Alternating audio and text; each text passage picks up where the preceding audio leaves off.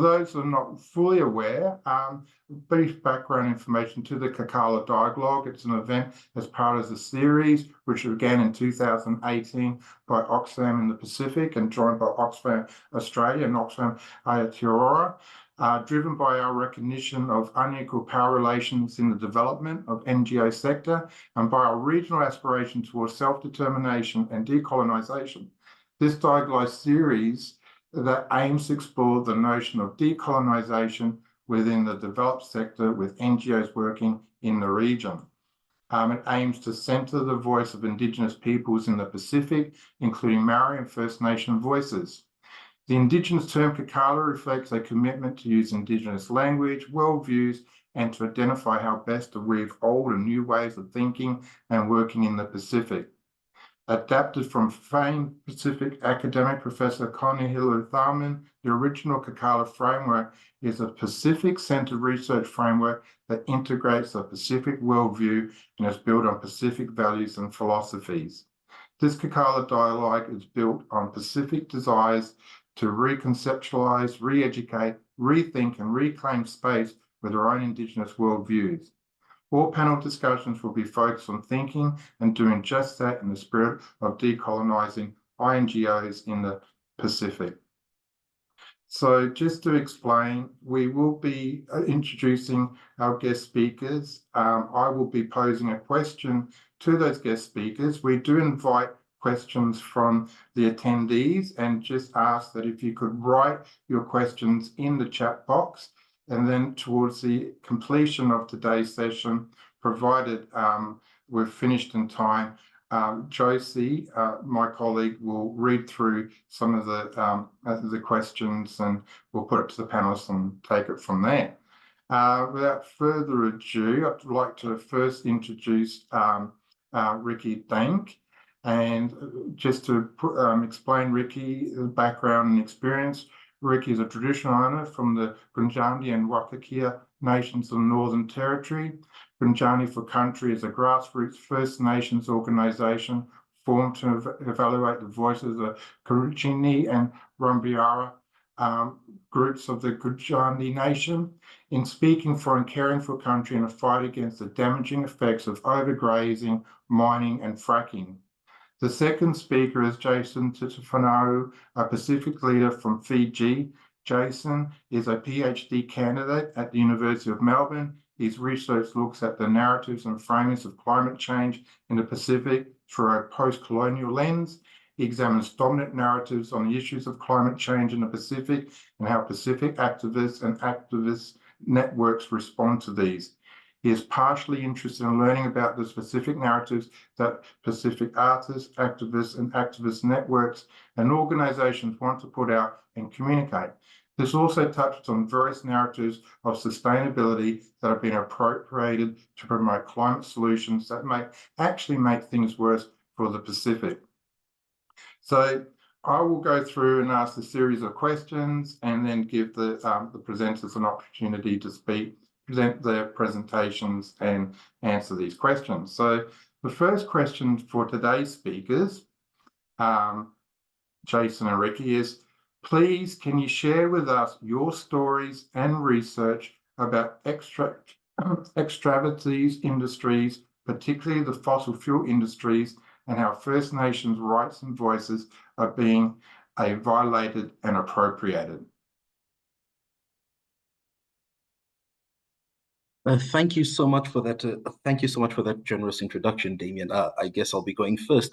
But in beginning, I would like to begin by firstly acknowledging the traditional custodians and owners of the land on which I live and work, the Wurundjeri people of the Kulin Nation, whose unceded lands I now live and work on. I acknowledge their elders, past and present. And thank you for that, Damien. And firstly, in response to that question, I will, just as a caveat in beginning, I do not directly work with communities, but I do research looking at narratives and framings. So just as that quick caveat, so my responses and interventions will look particularly at the discursive phenomenon of sustainability and how this is being used to appropriate social justice language and promote solutions that could actually cause more harm than good. So in response to that question, firstly, the appropriation of social justice language to promote further extractivism. So when we talk about this particular topic and extractivism, everyone is now talking about the green transition. And as a part of this, we have the just transition. So the logic is that we need to move from this fossil fuel intensive system and move towards a more renewable system. And in doing so, that is the green transition, and the just transition comes into play in the context of climate change, where the argument is that as we make this green transition, that process must be just, whereby no one must be left behind, the benefits need to be equitably distributed, no one should be unduly disadvantaged, and so on and so forth. So the thing is, the just transition has wonderful and noble objectives. The term itself originated with the labor unions, and as part of their work to advocate for and fight for workers' rights and justice for workers. So it has been, it's got this very lovely, prestigious social justice pedigree. Now, in the context of climate change, it's becoming this buzzword. Everyone's talking about the green transition, the just transition. CSOs, activists, we are calling for it. Organizations are calling for it. And just to clarify, I do not disagree with the just transition. I love the goals and ambitions. But the issue here is the weaponization of the language to promote further extractivism. So what do you mean by that? And apologies if I get a bit too technical.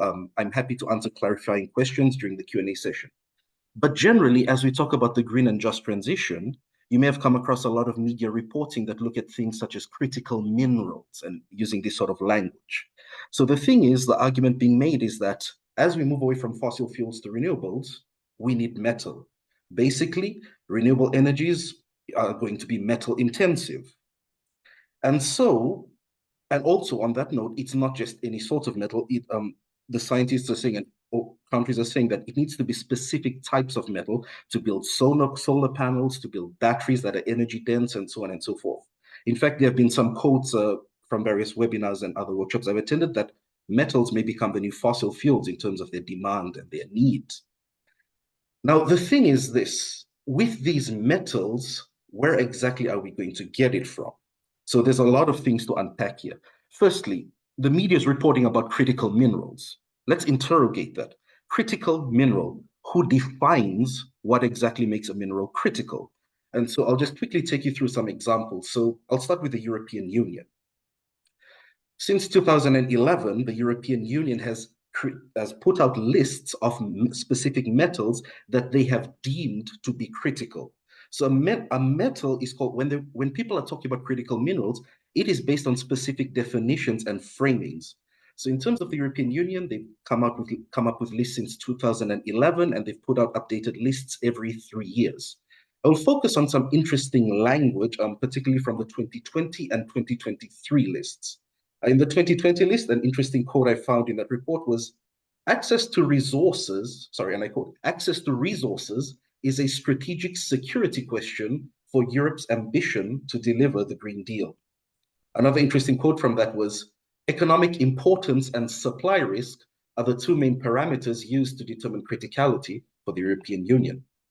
And then into 2023, just last year, they came up with a new list of critical minerals. And in this, language was introduced, and framework was introduced that looked at strategic raw materials. Apart from the European Union, you've got the United States, which has passed several bits of legislation that look at critical minerals.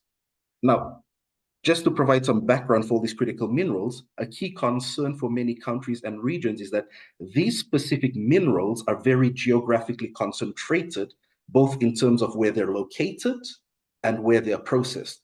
For instance, cobalt, which is supposed to be essential for batteries and so on, around 70% of it is found in the Congo.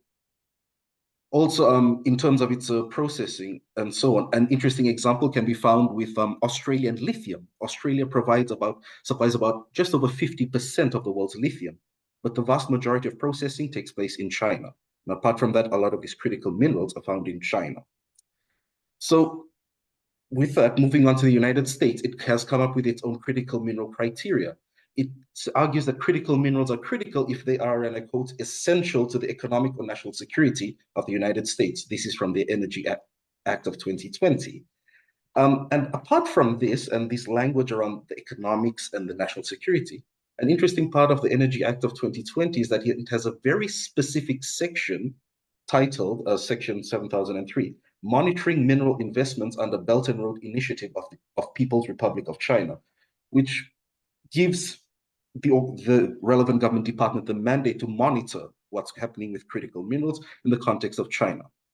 So sorry for that technicality, but the background is the term is being used uncritically, it's been thrown around. We talk about critical minerals. Who said it's critical? What makes it critical? The definitions I've come across argue that it's critical in the context of economics and geopolitics, particularly security. So here you have an example of the ambitions of the green and just transition being sort of turned around and twisted around to promote this further geopolitical play and a new scramble for resources. And as part of the legislations, these countries and regions are looking at ways to bring energy industries or renewable energy industries back into the country and so on, which offers massive incentives. For instance, under the Inflation Reduction Act in the United States, it provides very targeted incentives for the development of corporations and so on that look at, energy and all that. So how does this all relate to the Pacific and so on? Well, we're talking about the just transition, but what's happening at the global level is that it's being used to promote this new scramble for resources. So here we firstly, in terms of the narratives and greenwashing, we have to be very careful that climate change, the climate crisis, is not thus used as the new vehicle for further extractivism. Because the just transition has wonderful goals. It talks about, some definitions talk about the righting of past wrongs and injustices. But then, what then is taking place with this? I don't have time to get through a lot of the technical definitions and specificity, but a lot of the definitions of the just transition itself, firstly, there's no one definition. Different organizations have different international organizations and governments have different definitions, mostly similar, but generally there is a huge focus on economics. So I'll get to that in the next few questions, but that's something to keep in mind. All right, so partial answer to the question. Firstly, when we talk about the just transition, we need to be cautious that the climate crisis and the plight that people face are not then appropriated to promote this further extractivism, because the narrative now is looking at a lot of terrestrial mining. Now, in the other context, you also have the issue of this critical minerals framing and the just transition framing being used by proponents and supporters of deep seabed mining to argue that the best way to solve the climate crisis is through deep seabed mining. And I'll give you a quote from one of the CEOs of a company that is promoting deep seabed mining. He refers to manganese nodules on the seafloor as, and I quote, a battery in a rock, the easiest way to solve climate change. Another quote with regards to deep seabed mining was that the idea of, and I quote, the idea of protecting the oceans is a really easy thing to get behind. That's what we are doing. We're developing this business to protect the oceans because the biggest risk to our oceans is global warming and acidification. So here you've got this narrative that, okay, we need metals, but hey, terrestrial mining is problematic. And of course it is problematic, but then the very real issues faced by indigenous people facing terrestrial mining on their land can then be weaponized to promote deep seabed mining.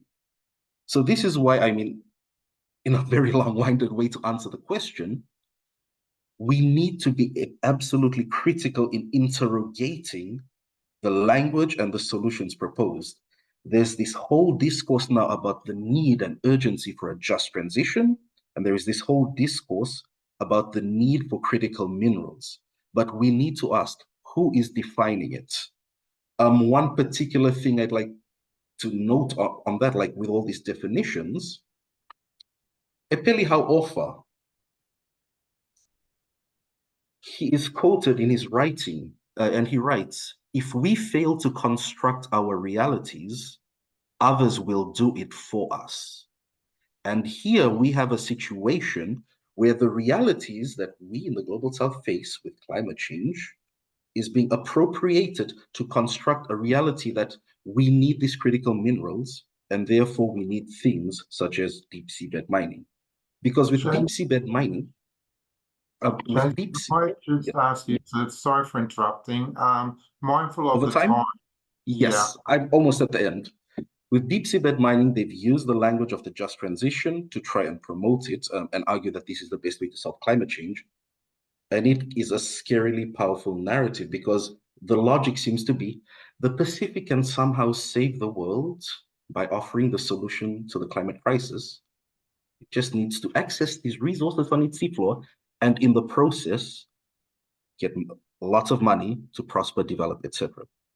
So that's one thing we need to keep off the insidious nature of narratives that can weaponize the very real plight of indigenous peoples. Thank you very much for that, and my apologies for going over time. that's all right, Jason. It was a very comprehensive, concise explanation that's definitely illuminated things myself. Rikki, if you'd like, I'll just read the question again and then give you 10 minutes to answer it. So the question again was, please can you share with us your stories and research about extractivist industries, particularly the fossil fuel industries, and how First Nation rights and voices are being violated and appropriated? Thank you. First of all, thank you, Jason. Thank you, Damien, Josie, and Joshua and Oxfam for inviting me to speak today. And I'd like to acknowledge your long history of doing hard, good work for the community. Also, I'd like to acknowledge our Pacific brothers and sisters that are here on the call with us today, and thank you for your continual fight for community. And other Indigenous peoples on the call. So for us, my nearest community is Borroloola. I grew up in Borroloola, but I'm from about 45 minutes drive out of Borroloola. And I'm not too sure if a lot of people know too much about Borroloola. So I'm a traditional owner. And just outside of Borroloola is McArthur River Mine. And so it's one of the largest mines in Australia. It's open cut. It used to be underground. And they mine lead, copper, zinc, iron ore, and they were about to expand recently when they were stopped. They dig it all up, crush it, and then ship it out to the port. Also now we're facing fracking. So I'm not too sure if a lot of people know what fracking is, but they force chemicals down to to aquifers to release gas, and they capture the gas and then ship it off overseas. So we've heard to a lot of people talk about gas being a transitional fuel. And a lot of people were getting excited about the fact that this gas was a transitional an option as we approach these new critical where we get to the critical mineral stage and we are going green. For us in the Northern Territory, particularly because up the road, also outside of Darwin, we've got a lithium mine. We've had uranium mines. We've had every kind of mine you could imagine in the Northern Territory, I guess. We've also got a diamond mine just on Good Country as well. So we've got McArthur River mine, old diamond mines, and now we've got fracking. It gets to a stage for us where we are feeling like we are constantly being raped. Our land is constantly being destroyed. We can no longer go out on country to conduct ceremonies. We cannot go and continue our song lines. And that's just from the extractive industries that we are having to live with. Those are some of the cultural implications, and those cultural implications also mean in the long term for us, we do not get to use our language anymore. We do not get to conduct those ceremonies. We essentially become refugees in our own land because we cannot go to our country anymore. The reason why Borroloola was created was because when non-Indigenous peoples first came to the area, they killed, shot, massacred a large portion of peoples in the area and herded the rest up and put them in the area what is now known as Borroloola today. So we've got 4 major nations all living together in Borroloola. So Borroloola is downstream from McArthur River Mine, and every so often, certain times of the year, we'll see fish floating and the river changing and the colours and the algae growing, and you can see the poison and the poisoning happening in McArthur River. And so it doesn't just affect one nation and several clan groups, but it affects all the major nations and the clan groups, because you've got Karawa Yangla and Mara people all living there, all being affected, because the islands are affected as well.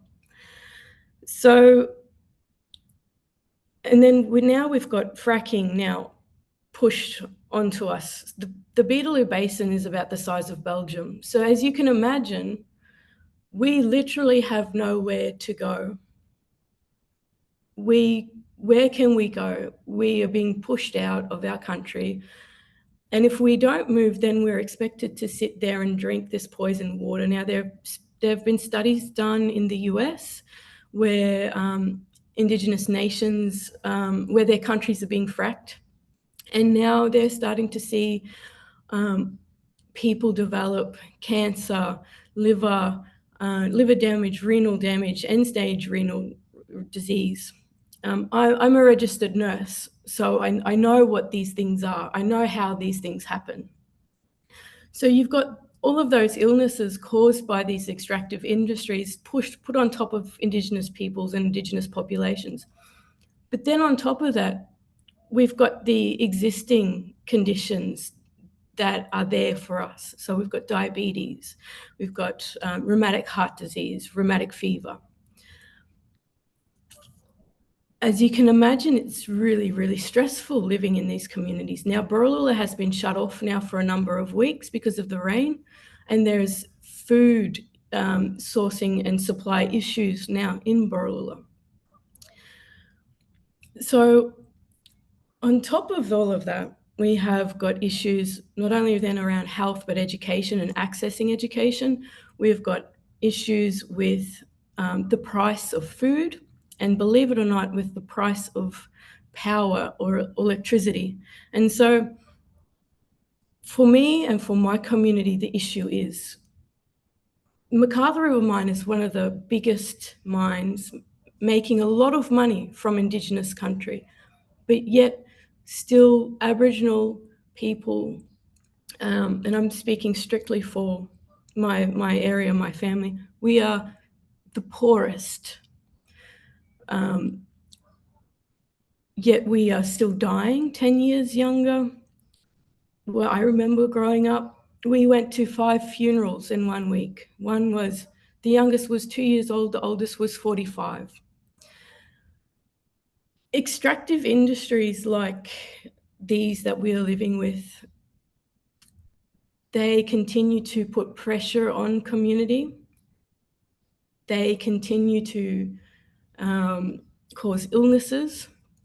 And for us, it's just, we struggle with why people cannot see that there are problems, because everybody knows there are problems in remote communities, First Nations communities right around the world.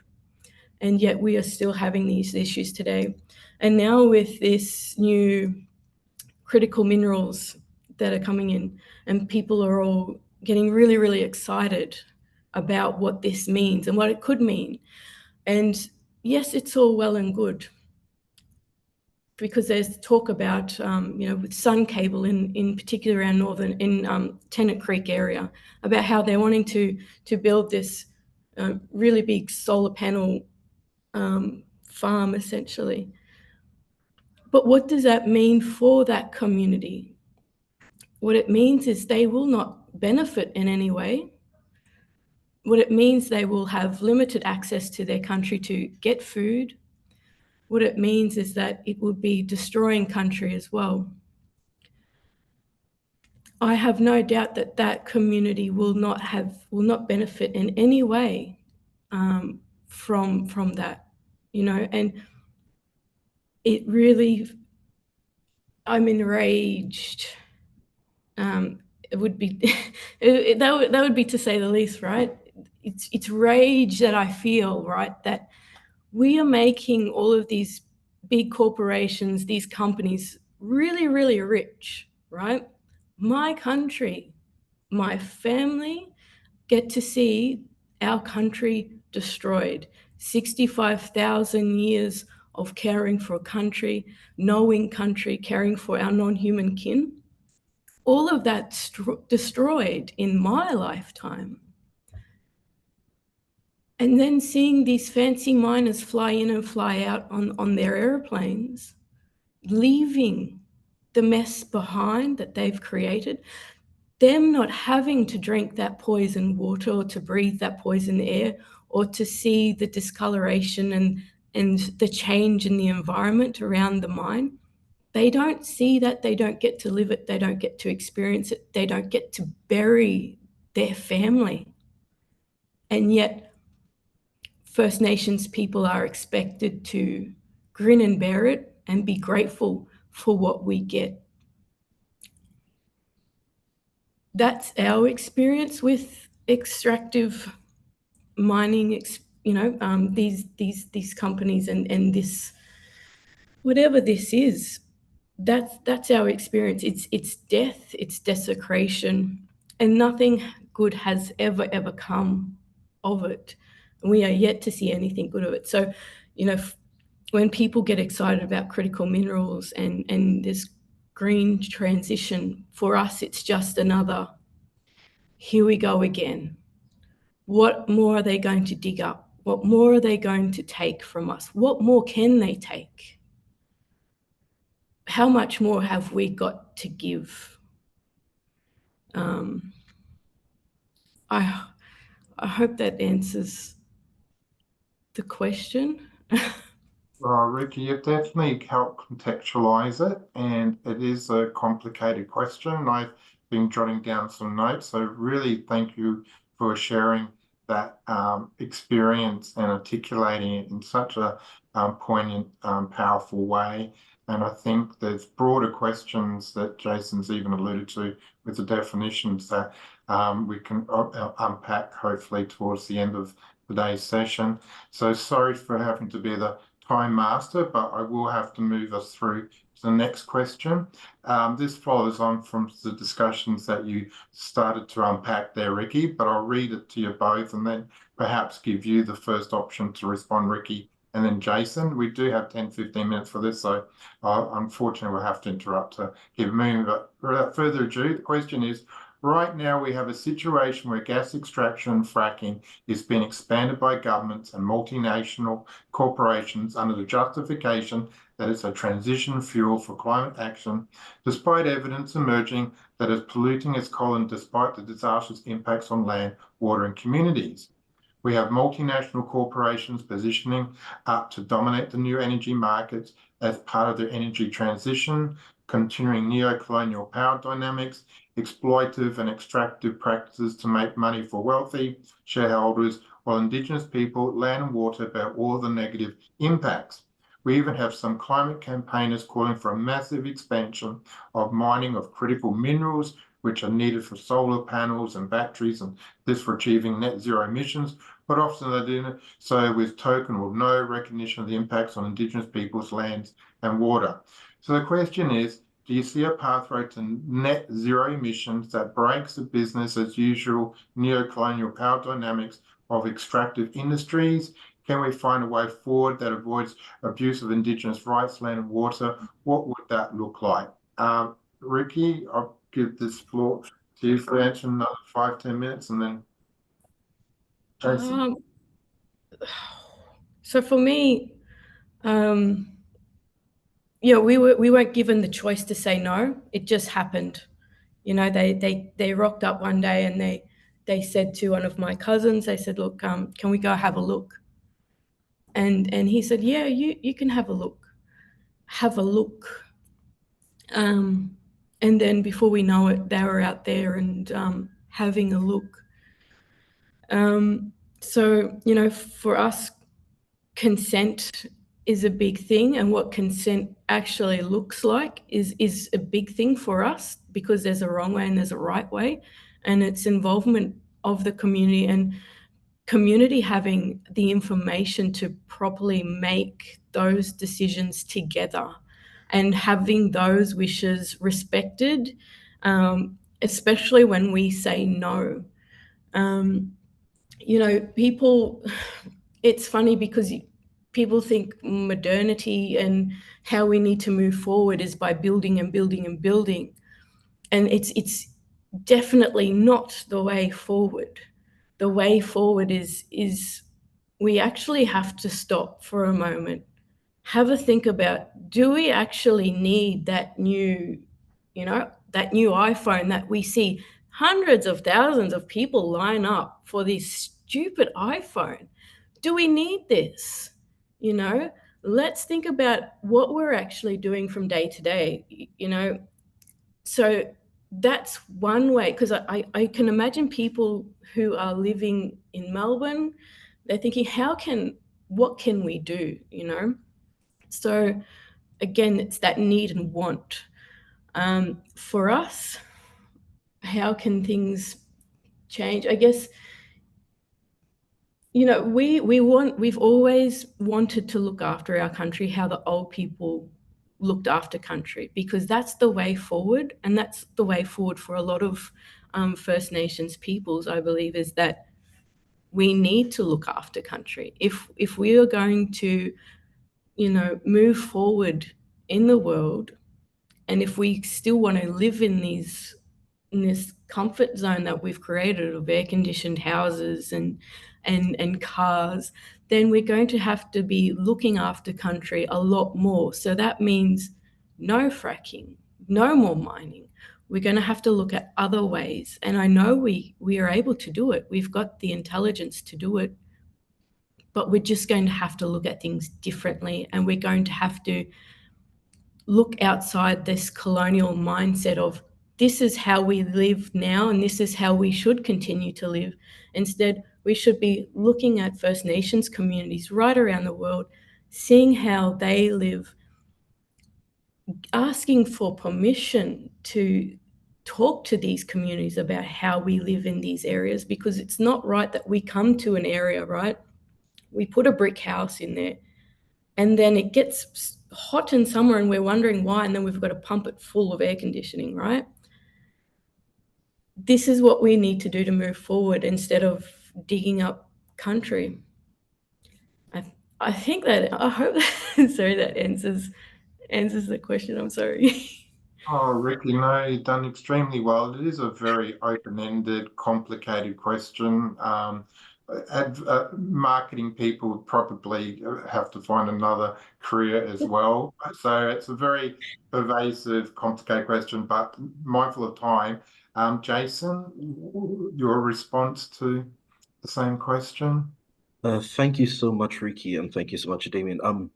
My response is actually quite similar to Rikki's in that sense, because the thing is, like, when you look at the logic of the current system, it's arguing that, okay, we have this system, there's a problem. The way to solve it is simply by extracting more efficiently or extracting something else and doing it efficiently and so on. The analogy I like to use is the person who invented the plastic shopping bag. He did so out of the pure intention of, trying to save the trees from being cut down to make paper shopping bags. And the capitalist system of excess and so on kicked in. Single-use plastics became a thing, and well, plastic pollution is a massive, massive issue right now. And that's the logic right now with this just transition. There's this quote by McBrien, and it's a quote I often refer back to. It is, and I quote, "Capital was born from extinction, and from capital, extinction has flowed." The exact logic that led to the climate crisis with the fossil fuel extractivism is the exact logic that they're trying to use right now to promote extractivism of metal. And then it raises an even more disturbing issue. Thank you so much, Rikki, for sharing those issues and so on. Because like with the deep sea mining stuff, I've read some of the reports they put out to try and promote it. And they say, and some of the arguments that the deep sea mining would be more ethical because with terrestrial mining, it results in the alienation of indigenous land and things like that. So what you have is the plight faced by indigenous peoples facing terrestrial mining is then been appropriated to promote another form of extractivism. So you've got all these issues that need to be looked at, and it's why I guess the importance of solidarity and maintaining these networks because we need to be wary of being played off against each other. Where the specific concerns of various groups are then weaponized to put them in contest against each other. I personally argue that it's another manifestation of the divide and rule policies of colonialism. Now, sorry, in answering your question about, can we do this without, this extractivism and all that, we need to interrogate firstly what we keep being told about development and growth. A lot of the institutional definitions of the just transition focus on economic growth. With the climate negotiations, it's always about, just the boundaries, 1.5 degrees or 2 degrees and so on. But the narrative is just how close can we get to these boundaries and have things still be sort of bearable, which also begs the question, bearable for who? The question is always how much further can we go so we can grow more? The question of enough needs to come into play. Like, thank you for that example, Rikki, about the iPhones and so on. Because the concern with this promotion of the critical minerals narrative and mining is, if it goes ahead, this is more of the same, where the resources and bodies, peoples of the global south and indigenous peoples and so on, their lands and resources will be used to provide the raw material to provide a luxurious lifestyle for the global north. Mm-hmm. So we really need to have a conversation about things such as degrowth, when is enough enough, and so on. And that requires a fundamental thinking shift, because the narrative is we need to grow, we need to develop.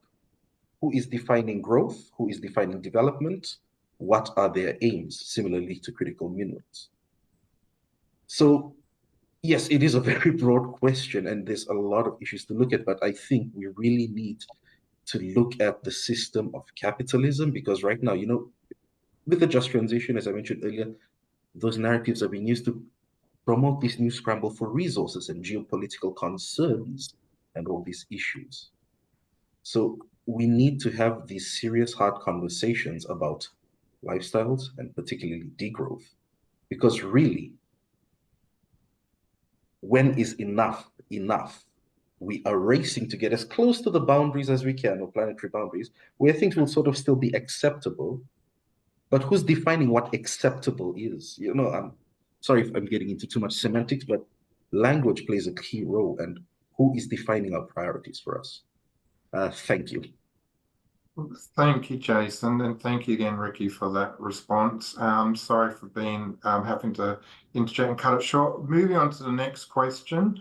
I might give both of you 5 minutes each, so we can have about 5 or so minutes up our sleeves to answer any questions the floor might have. So the next question is, and you'll start with you on this one, Jason, but the question is, how can NGOs advocate for climate action that center the voices, agency and rights of Pacific Islanders, First Nations people and local communities? What can we do within our own organisations to hold ourselves to account and build our advocacy strategies and campaigns that meaningfully put the just in the just energy transition?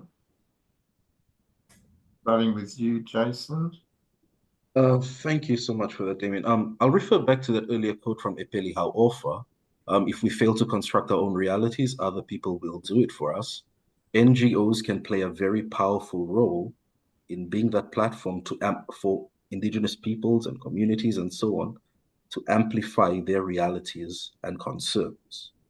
But this must be done with caution, because what we're seeing with the promotion of deep seabed mining, for instance, is that the stories of the realities that indigenous peoples face with terrestrial mining, for instance, are then being appropriated to promote another form of extractivism. So in this, like, I think firstly, like NGOs, INGOs, they do great work at, amplifying the stories of First Nations peoples and knowledge holders and elders at the international level. But there needs to be caution around that as well, because who is the audience you're amplifying it to? Can this then be appropriated, be twisted, be weaponized? So that's another one. And the other is, often INGOs engage with a lot of the concepts from international development organizations, the just transition, critical minerals, and so on. INGOs can play a very crucial and critical role in doing the very critical, in-depth, nuanced research we need in unpacking these narratives and definitions. Because all too often, it happens that you will have a narrative of development or progress, prosperity brought in. It's promoted, and it takes activists at the community levels to then experience the realities of what these narratives mean in practice. So INGOs particularly can play a really critical role in helping amplify voices, but also unpacking what is being prescribed.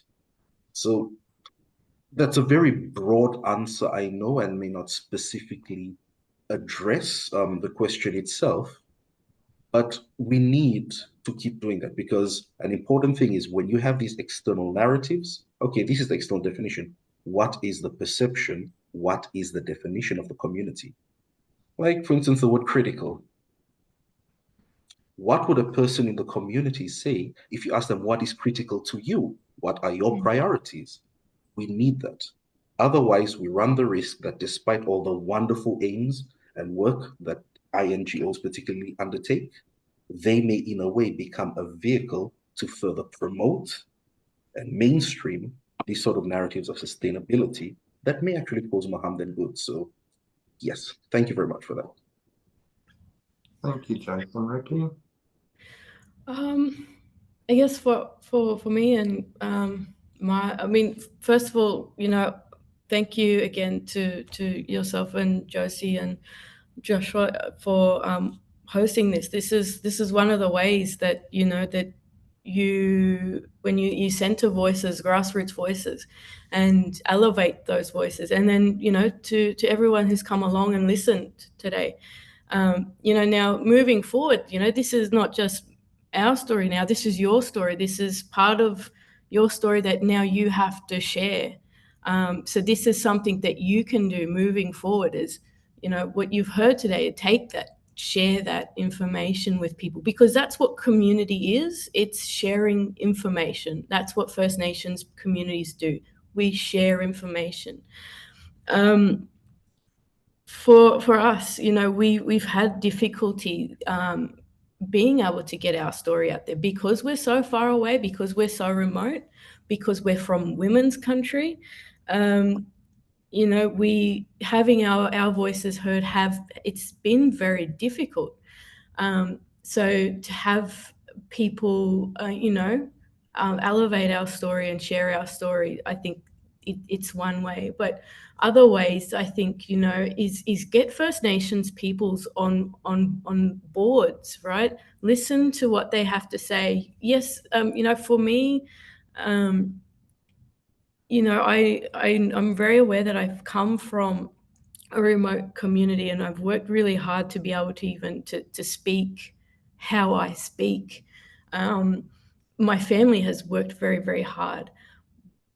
So, and I think people don't understand too, for some First Nations people, language is there is a difference there, right? And so people have to be mindful, again, what Jason is saying is around about language. So just because someone speaks in a different way doesn't mean that they're less intelligent. And that's what I've come up against also in the climate space, is that I've been made to feel sometimes really stupid. But so there's those issues. I guess that's all I could really say is lift up and promote, Indigenous voices, because for too long we haven't been heard. And trust us, trust our knowledge of our country, trust that we want to take care of country.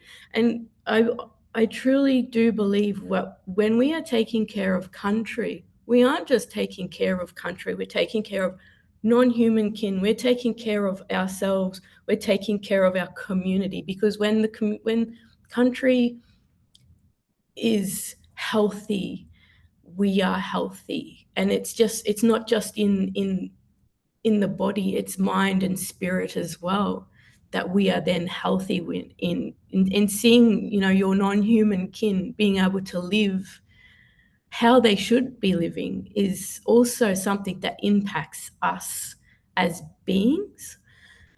So if you ever go to those communities that are being affected by, you know, these industries, have a look around, talk to people, be aware of what is happening. And so when it comes to, you know, the opportunity where you can make a decision to help someone, you know, you do that. When it comes to, you know, if you're working in an NGO and people say, oh, we've got this opportunity, push an Indigenous person forward for that opportunity. Be really, really aware too, you know, when you're voting for, you know, when it comes to voting, be aware of their policies. You know, I remember when ScoMo was in and everybody got really, really excited. Albanese was coming in.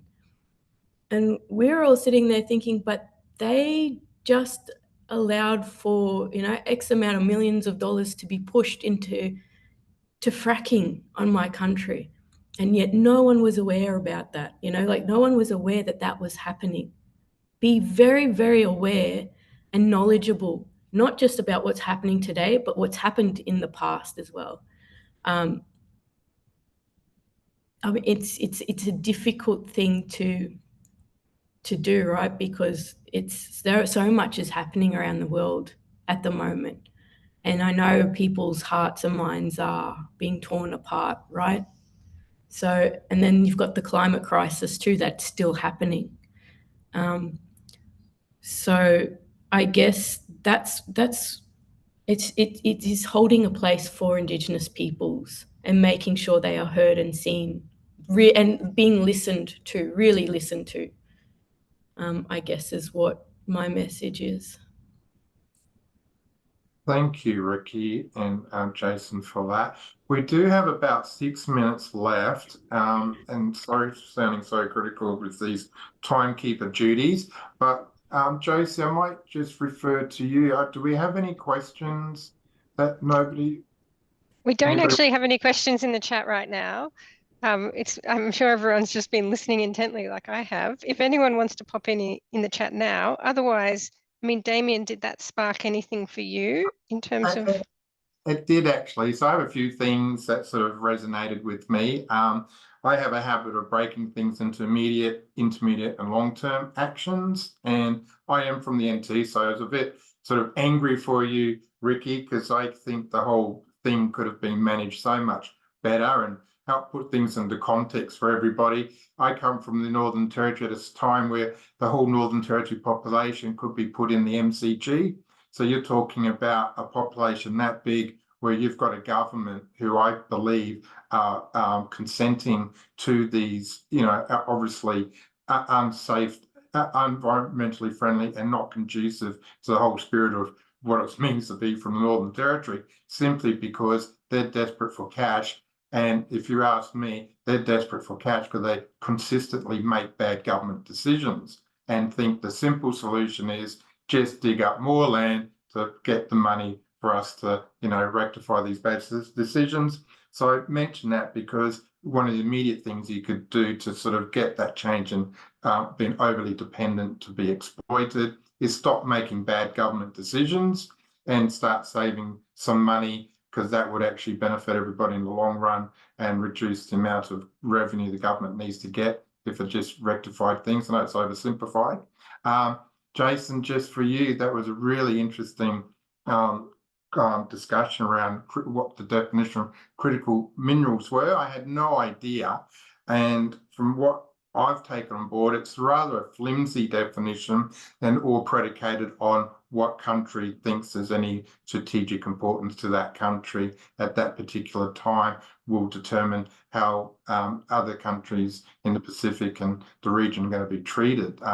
That's sort of my takeaway message, that there's no necessary scientific or other sort of independent assessment as to what's defined as a critical mineral, and it's subject to whatever political situation Europe or America finds itself in. And I think that, for me, highlights your whole comment around the narrative around the issue being hijacked, so to speak, by entities that have over time demonstrated that they're really prime focused to basically exploit and make as much money for itself and its shareholders, a rather oversimplified view.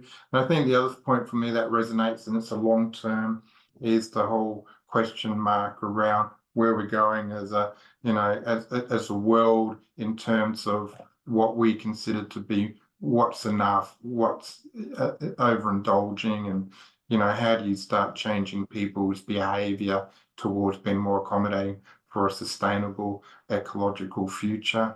And I was just wondering if there's been any statistics where if everybody turned their lights off, if everybody turned the power off in Australia for 2 days a year, how much of an impact does that make in terms of gas emissions, etc.? Been of a fan of rock and roll for quite a while, and one of my favourite guitarists pointed out that when you consider how much oil is used to make records and how much that's been contributing to, you know, converting oil and, you know, greenhouse emissions because of the music industry, you know, there's question marks, or not question mark, but questions could be posed around, you know, how could technology sort of offset those sort of situations? And that's, again, goes into lifestyle and a whole range of other questions relating to consumption and materialism and how people function in a world that's built on, you know, materialism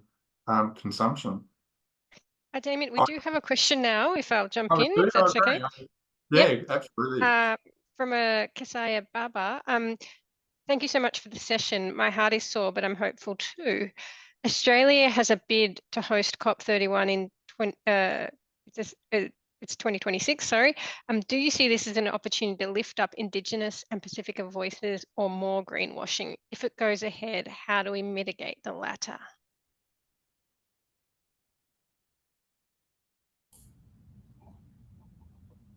I'll quickly jump into that. So there's always been an issue around elevating Indigenous voices, particularly at COP. So First Nations peoples in Australia, I think it was in COP26, there were only 4 of us that went to Glasgow. And that's when Santos was out there, you know, showcasing its carbon capture and storage to the rest of the world. You know, this COP that's just gone again, Indigenous voices, Indigenous peoples have always been and just been pushed to the side and been pushed out. But you know, it's really has been always. I've been going since 26, so Glasgow. COP has always been really mentally draining and detrimental, and it is for First Nations peoples. I think it's going to be a long time before we can see First Nations voices centred and First Nations knowledge centred, and land back being a nature-based solution. Australia's not going to change, but yet we will be dragged out to, you know, because we are Australia's fancy silverware. And I have no doubt that the Pacifica, you know, our brothers and sisters in the Pacifica are also going to have that same experience of being dragged out and, oh, look at it over here. I, though, have no doubt that me, you know, and people like me, other First Nations peoples, we are going to start to get together a bit more, get a bit more organised, and, you know, work with each other. We have to start working with each other, not just First Nations in Australia and Pacifica, but Indigenous peoples all around the world, to start demanding a bit more of, you know, the countries that, you know, like Australia. So I don't think there will be a push from countries themselves, but from First Nations peoples, you will see a push. And we're going to keep showing up, though, no matter what, because if we're not going to turn up to these spaces, if we're not going to be standing there and demonstrating, they're not going to see us, and they've won then by that stage. So, you know, even though it is painful and it is mentally and morally damaging to First Nations peoples turning up to these things, we'll keep turning up because we need to be there. Sorry, Jason, brother. Thank you so much for that, because there's so many similar parallels with my thoughts on this, almost the same pretty much. But yes, one thing, the point you made, what role, like, you know, Indigenous peoples being used as the silverware and so on. We cannot allow Indigenous peoples to simply provide the feel-good moments for the delegates, providing an emotional story or poem, and then they are then relegated. Because the Indigenous groups and activists that go there with technical expertise, knowledge, and so on. That needs to be put center stage. In the Pacific, for instance, so many innovative solutions have been developed by communities in fighting climate change because they have to. But too often at the international stage, it is romanticized like, oh, the innovations and all that. But the point needs to be made. They shouldn't have to be doing this in the first place. We should not be doing this in the first place. So yeah, completely agree with you, Rikki, in this.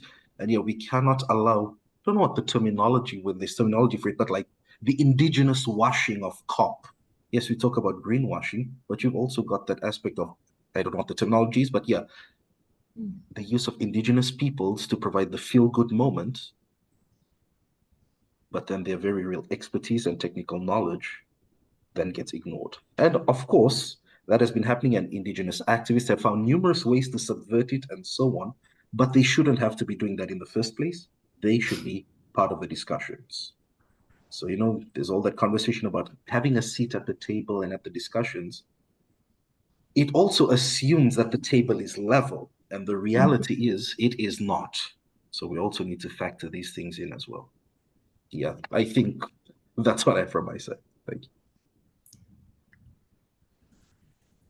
Thank you so much, Rikki and Jason. I thought, for a person who didn't know too much about extract industries and the extractivist activities in the process of doing it, I have to say you've definitely opened my mind and have opened up a number of really important issues that are moving forward from our organisation and from the First Nation Peoples Team program. It's been really insightful and very helpful, and definitely ties in with our work that we're doing, which I'd love to be able to share at a later stage with you both. And we hope moving forward, the next Kakala Dialogue we have, you two can come along and be part of as an audience and or a broader discussion moving forward. Is there any other last questions before I will bring today's session to a close? It's already 5 minutes over closing time, but otherwise, I can't thank you both enough for your time. And Jess, you've done a fantastic job in organising it, and so to you, Josie. And thanks for everybody coming along and supporting the initiative.